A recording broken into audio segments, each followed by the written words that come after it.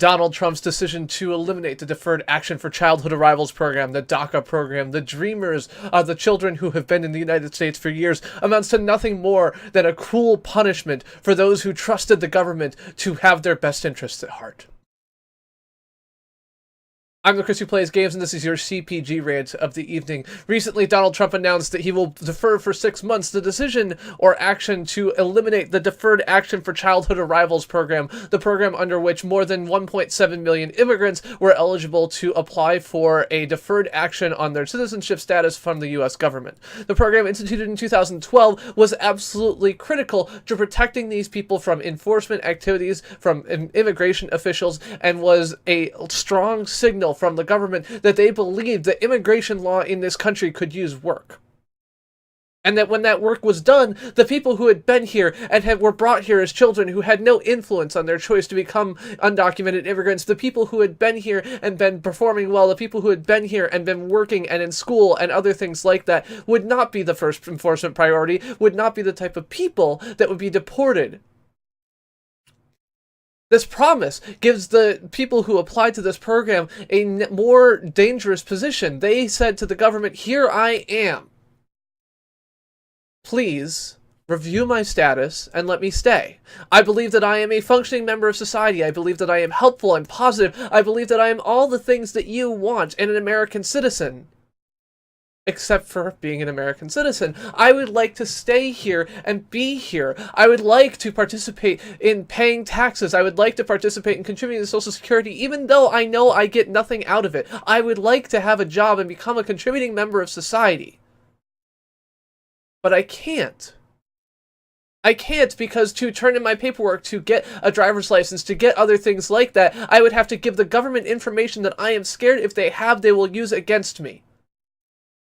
And as a country, we said, that doesn't make sense. It doesn't make sense to have people trying to fly under the radar. It doesn't make sense to eliminate these people from having access to services and other things like that just because their parents brought them over a long time ago. They've been living here their entire lives. It doesn't make sense to put them at risk for something they had no control over and no power to decide. It didn't make sense. It didn't make sense to make this an immigration priority. These people who had never committed crimes, these people who've gone now through a vetting process, these people who have applied and paid hundreds of millions of dollars in total to say, look, I'm really not a bad guy or girl or whatever. And now we plan to shit all over that.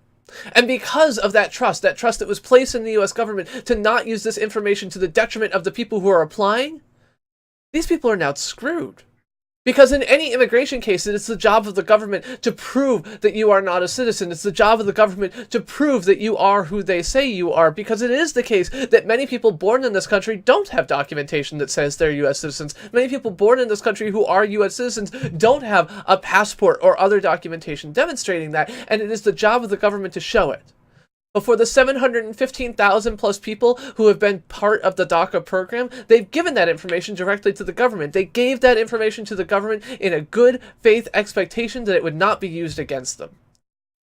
And of all the things, of all the aspects of the elimination of the DACA program that makes me sad, the biggest one is that level of cruelty. The level of cruelty that requires taking something said by the government, a promise made to people that, look, we're not going to hurt you with this. We just want to help you and help ourselves and create this program. Then taking that, and now what we're going to see is these people being hit over the head with it and deported because they were the ones who were trying to do the right thing. They were the ones who were using the existing government programs to reach out and say, I would like to stay here. They were the ones using that good faith judgment and believing that the government of this country was good enough that it would find a way to protect them, good enough to ensure that these people would not be deported unnecessarily and cruelly from their jobs and from their homes that they've known their whole lives.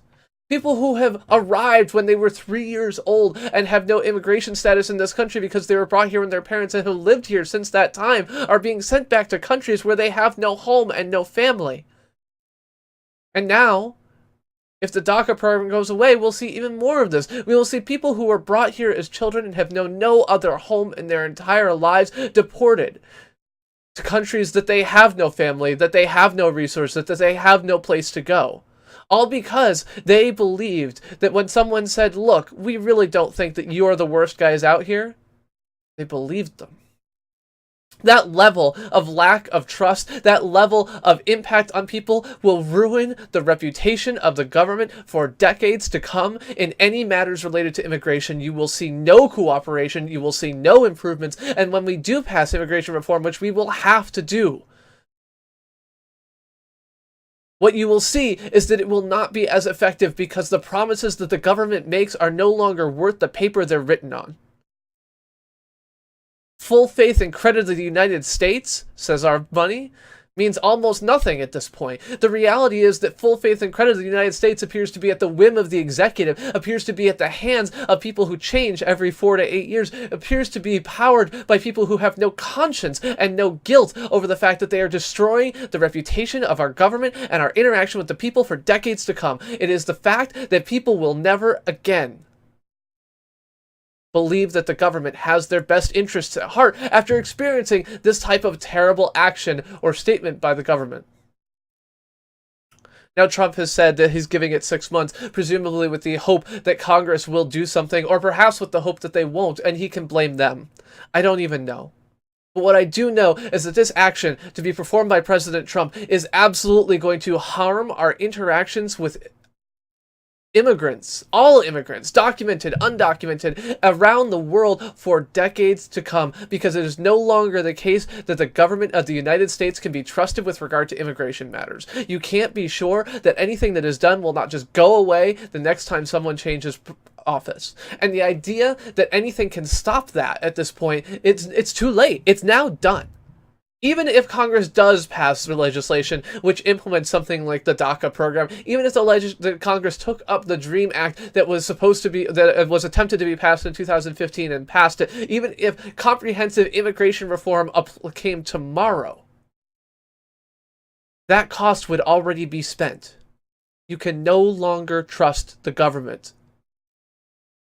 And that's a terrible thing. That's terrible because it means that people who see crimes committed in their communities will be less willing to bring them to authorities, because people who live in work and do anything else like that will no longer be willing to do things like pay taxes or participate in the workforce that we want them to be in. The reality is these people are here and have been here forever. Immigration, the undocumented immigrants in this country have been steady for decades. The only reason that we have a vast quantity of long-term undocumented immigrants here is because of the refusal to accept any kind of changes in how we manage immigration for decades. The average person who has been in the United States as an undocumented immigrant has been here for something like 14 years at this point. They live here. They are citizens of the United States in all but name, people who support this country more than many people who are citizens here, and are absolutely doing their best to make the lives of people around them better. And sure, not every single person out there is going to be perfect. In fact, more than 10% of people who applied to DACA were rejected based on some criteria or another, but that does not mean that the 750,000 people who applied, went through a rigorous application process and review process, have committed no criminal acts, participate in education or the workforce, are bad for this country. The idea of that is simply insane. And to eliminate them, to deport them, to remove their deferred action with no further work on immigration is simply an act of cruelty. But I guess that's what we should come to expect from this government. I'm the Chris who plays games. This is your CPG rant of the evening.